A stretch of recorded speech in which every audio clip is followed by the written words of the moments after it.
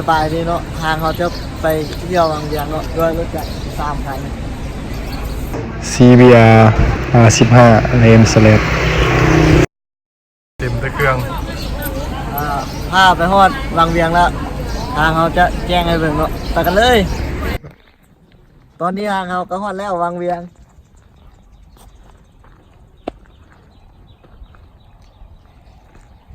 ตอนนี้ทางเขาก็มาอยู่ที่ห้องแล้วตอนนี้ห้องนอนของเขาก็มีโทรทัศน์เนาะ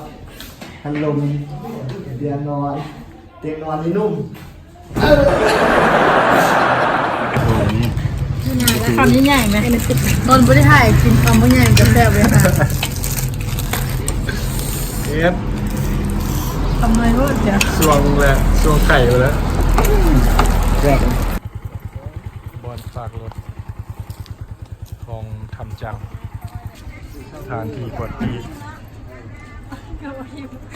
บุมีปีออกมาได้เลยออกมาได้อีก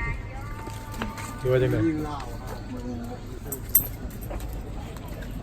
อันนี้ขวาแดง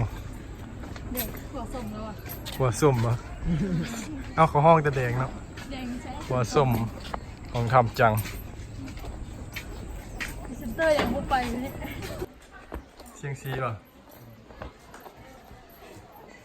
เชียงซีไม่อยากมาเบิ่งเลขวะถ้ามันทองนี่เป็นสีฟ้าโอ้มีเพชรป่ะคำมานี่คือโทรศัพท์บ่เห็นแจ้งกันเลยเนาะแต่ว่าอยู่นี่มันเหลื่อมเบิ่งสายตาเหลื่อมเนาะจะเบิ่งในรูปบูติดในแข่งใครจะจบเลขออกเสื้อเลยเนี่ยใครจะจบบ่แฮมาเนาะแฮไปแฮมาโมเมนต์แฮจะมีด้วยอันนี้คือแฮไปเจอบ่แฮมาอีกไปดูรูปไปแฮมาว่าบริเวณแฮในถ้ำไปเสร็จละมีพระสาธุ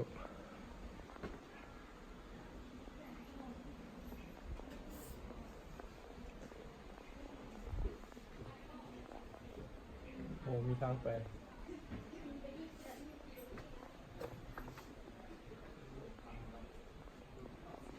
เลิกเติบ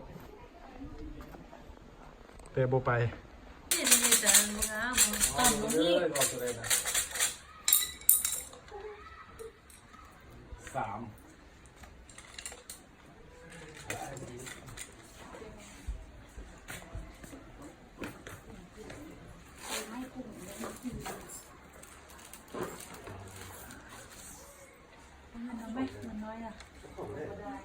3ดีหรือบ่ดีเดี๋ยวฟังกัน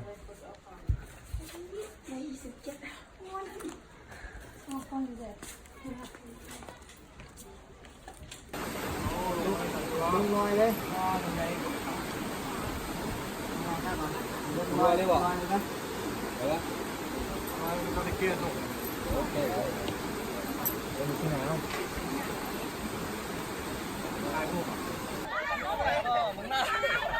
รถมึงไปบอกมึงอ่ะตำแหน่งคือเก่ากันไม่อยากเปลี่ยนแล้วประมาณนั้นอันนี้รุ่นกลางข้างมัดใหม่ก็ได้จ้ะแม่กันรุ่นกับมัดใหม่ได้มัดใหม่มัดใหม่ลงใหม่สาธิตน้องเคยได้ยินอะไรอ๋อหวานมัดใหม่จะบอกนี้นี่เร็วคนที่1ต้องมา4 คนที่3คนที่2คนที่3คนที่เก่า4 คนสบายดีเนาะตอนนี้เราก็อยู่แคมป์น้ำ2บรรยากาศเนี่ยแหละเราก็มาเจอเคยหินเถอะจังไหนเนาะเคยยินเพื่อนเนาะมูสึกจังไหนฟองซองโอ้ดีใจลายมันนี่ดีใจลายยังมูเมาตียังกำลังสั่งแบบกำลังสร้างโอเคสั่งละบอกไงที่มากินสั่งมากินแรกคืนนะลงน้ำไหม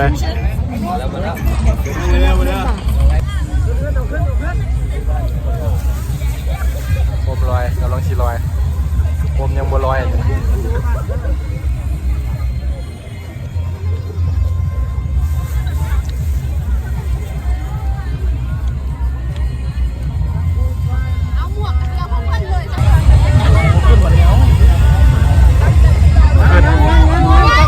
ตบ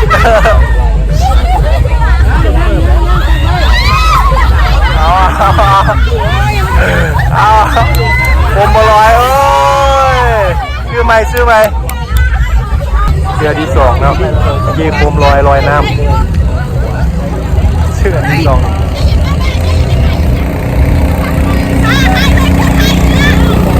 นี่มันมีสาระเรื่องวันอย่างเดียวขึ้นแล้วเลยอันนี้ลอยแท้อันนี้นะเมื่อกี้ลอยน้ำ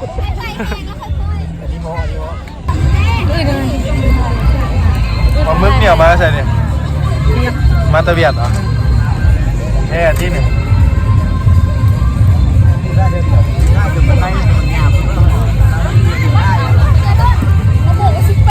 นี่สบายเนาะ